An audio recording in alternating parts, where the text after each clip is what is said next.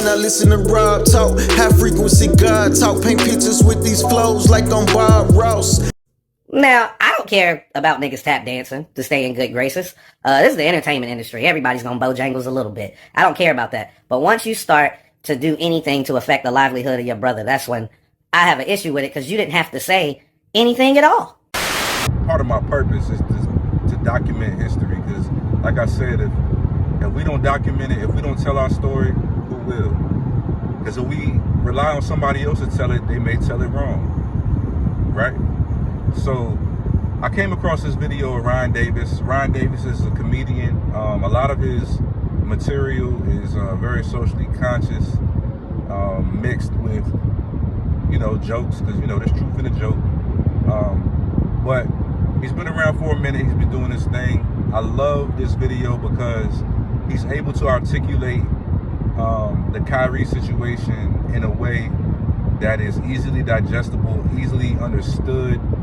And I think that it's important, I feel that it's important for his words to reverberate through history, so that way anyone can come back to that bookmark and fully understand the situation as it should be understood, as opposed to someone disseminating disinformation and misinformation about the whole situation and having an incorrect outlook on the entire situation, even beyond this particular one, like dating back to the pandemic and even further back to how Kyrie is misrepresented in the media and how they have framed him to be some type of irritant.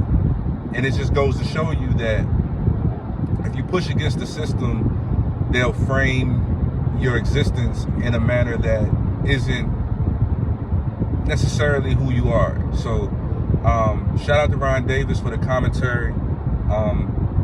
Like I said, it's a bookmark in history. It's part of the compendium of facts and factual history that I want to compile and have for future generations to come back and reference. So yeah, watch it in its entirety, watch it in pieces, however you want to do it. All that matters is that you watch it and understand what he's saying. So, hey man, peace and love. Imagine watching Dahmer, posting it on social media that you watched it, going to work and finding out that you've been suspended because they believe that you think it's okay to drug and murder gay people. Ridiculous, right? That's kind of what's happening to Kyrie Irving. Just because you watch something doesn't mean you agree with everything in it or that you even have an opinion of anything in it. But yet, somehow Kyrie Irving watches a documentary and now he can't play basketball and he loses his Nike deal. The only person that's being disrespected in this whole debacle is Kyrie Irving, because you're trying to get us to believe that this man is so stupid that he can't watch something and come to his own conclusions about it. And now he has to wear the label of being anti-Semitic, even though he's never said anything or supported anything that was anti-Jewish. Isn't that amazing? This whole debacle actually reminds me of something I watched as a child. My mom, when I was young, made her kids sit down and watch this series of film called Roots. And in the beginning of it, I remember there was a slave named Kunta Kinte, right? And he got beat in front of all the other slaves because he wouldn't say that his name is now Toby. He was like, nah, I like the name I got already. And they beat him almost to death until he said Toby.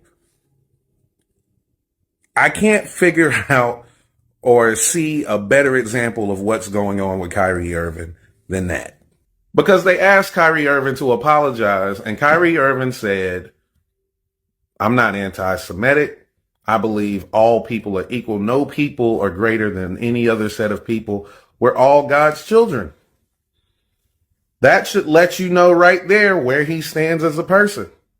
But that's not what they want to hear. They want to hear him say the name that they gave him. They want him to say what they want him to say. Has absolutely nothing to do with how he feels. They're trying to prove a point to the rest of the slaves. And some of them got the message loud and clear. Could not wait to go, yes, sir. You better not say no other name. And it's funny, these same ones, whenever things came upon them in their personal life, had nothing to say. Whenever the Kobe scandal happened and the eyes turned to Shaq that maybe he be cheating on his wife, he had nothing to say. Charles Barkley, when he was throwing people through bar windows, whenever they asked him about that, he ain't got nothing to say. LeBron James, when they asked him about China, nigga ain't have nothing to say. It's funny you guys know how to be quiet whenever it comes to you, but you could not wait to throw your own brother under the bus, to stay in good graces with good old boss.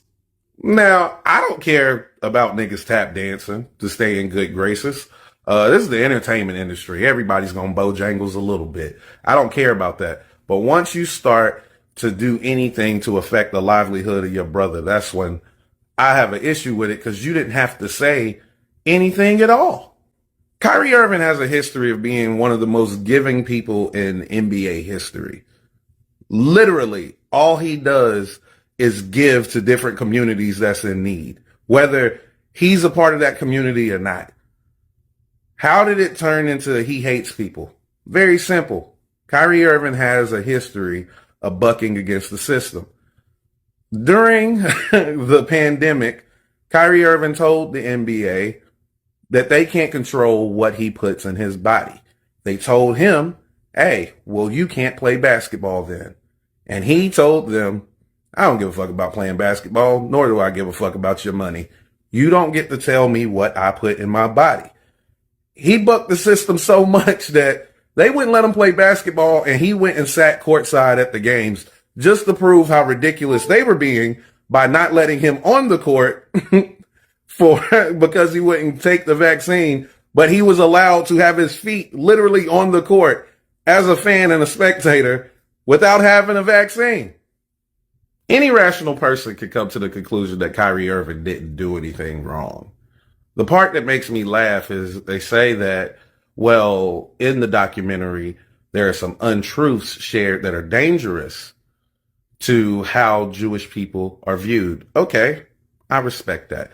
Kyrie didn't say that he agreed with any of that, but I respect why you would be upset with someone sharing that. Can I ask you a question? Because Kyrie and other people are watching that because they're looking for knowledge of self. They're looking for information about where they come from. Would they even watch it if they didn't come from a people who were oppressed and had their culture and history stripped from them and has been refused to be taught back to them?